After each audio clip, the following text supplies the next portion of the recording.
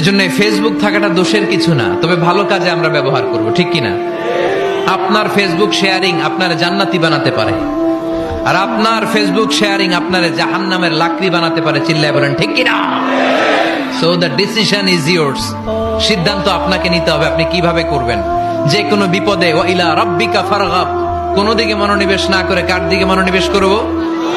যে কোনো বিপদ আপদ ফেসবুকে শেয়ার করার আগে শেয়ার করব কার কাছে? আমাদের যার যা লাগে আল্লাহ সবও যদি দিয়ে দেয়, আল্লাহর ধনভাণ্ডারের 1 ইঞ্চিও কমবে?